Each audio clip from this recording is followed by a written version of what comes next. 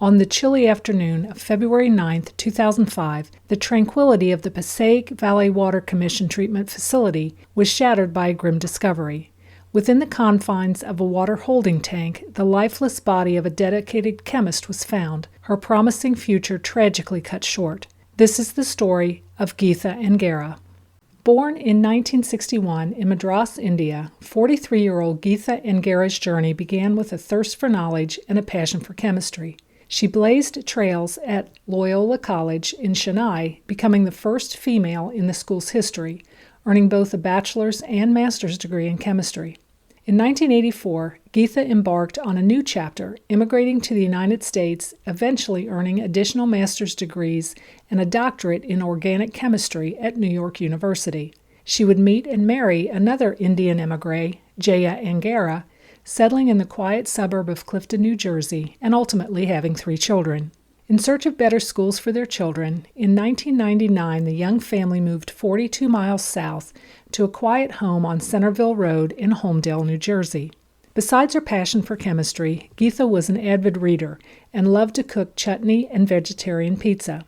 In 1992, Geetha began working for the Passaic Valley Water Commission, also known as the PVWC, which is a public utility owned by the cities of Clifton, Passaic, and Patterson, which provides water to 800,000 customers in those cities and 14 other communities in that region of North Jersey.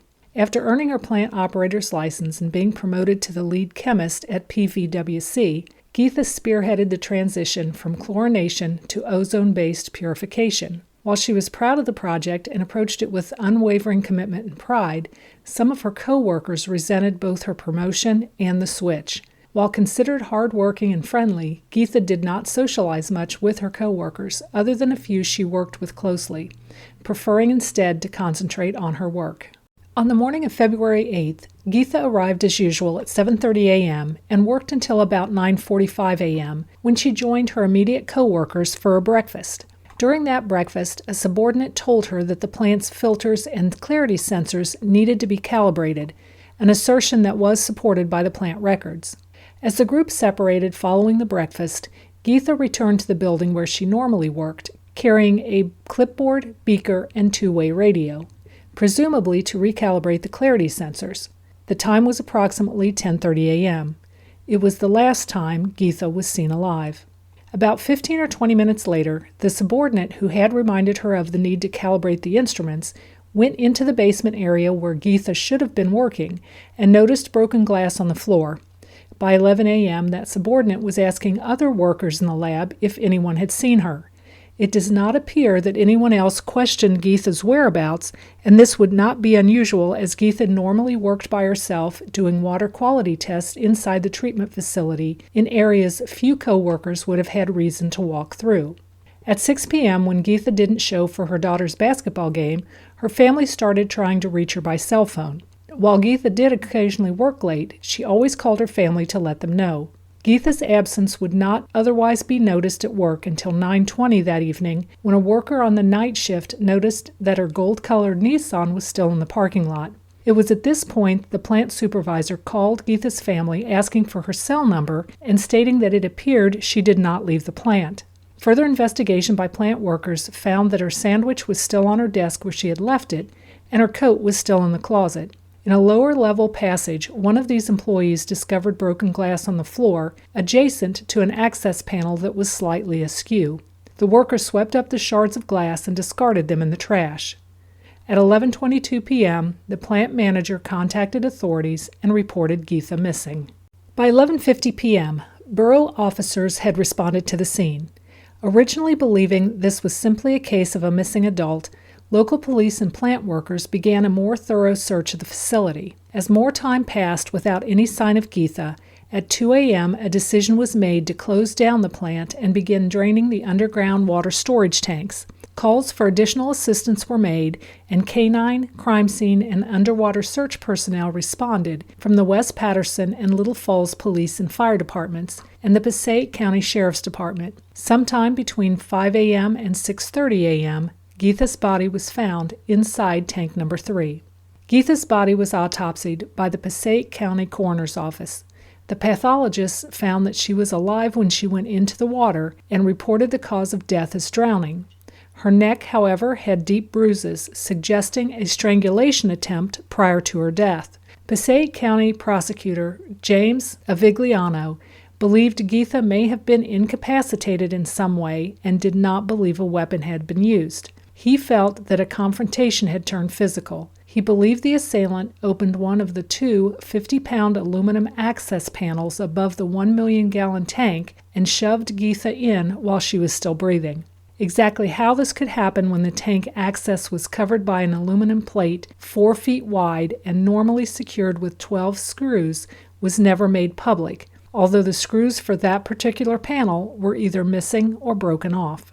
Additionally, the protective grate over the opening made it unlikely Geetha fell in, although investigators did find a portion that was pulled away. It was never determined whether this was done by the divers looking in the tank or prior to Geetha being placed inside. Loud machinery in the area where the access panels are located would have muffled any sounds of a struggle.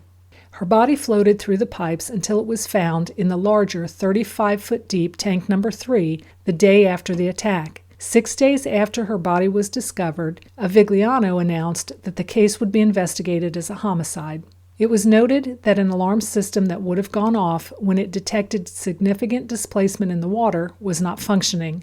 The tank was unlit and there was no ladder that would have allowed Geetha to climb up the 5 feet between the water's surface and the basement floor. The 36-degree water filled the tank to a uniform depth of 35 feet, leaving no place to stand. Evidence was non-existent. Geetha's body had been immersed for over a day in heavily chlorinated water that had eliminated any trace evidence such as DNA or fingerprints.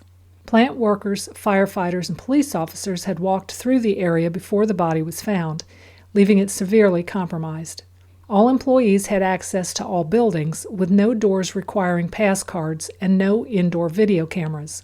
The lack of evidence was offset by a limited pool of suspects. Access to the treatment plant complex was tightly controlled, with only one driveway and a staff security post where all entrants had to check in, monitored by a camera. The rest of the property was fenced off except for the south side on the Passaic River. Security records showed that no one was in the complex that day who had not been cleared. Of the plant's 83 employees, 50 had been at work that day. DNA was taken from all 50 who was present on site. Police struggled to find a motive. There was no evidence of a secret affair or that she had any real enemies, although there were rumors that some co-workers were jealous of her. She had mentioned to her husband there was some workplace hostility. However, she had no hiring or firing authority, so workplace grudges serious enough to result in murder were discounted. From the strength required to lift and replace the access panel and the struggle with the 5'5" 175-pound chemist, police came to believe that the killer was male and narrowed their focus to a group of 8 men, finding that many of the employees had a generally favorable impression of Geetha. Over time, that group was whittled down to 3 suspects, one of whom was the co-worker who had first taken note of Geetha's absence after walking down to the basement. None of the 3 had solid alibis, and they all had access to the place she was working. To ensure nothing was overlooked, federal and state environmental regulators reviewed the plant's records for anything unusual that might present a motive. Nothing was found. Geetha's funeral was held February 12, 2005, in Monmouth Memorial Park in Tinton Falls, with a family-only ceremony taking place at the gravesite. In the aftermath of her death, all tank coverings were bolted down and encircled with railings. Keycard locks were put in place at outer doorways, and new fencing surrounded the property. Surveillance cameras were installed inside. To further ensure worker safety, the plant instituted a buddy system for certain tasks that would take workers to remote areas of the plant. As the years passed and the wounds of loss began to heal, the mystery of what happened to Geetha Angara endured, and with it one lingering question.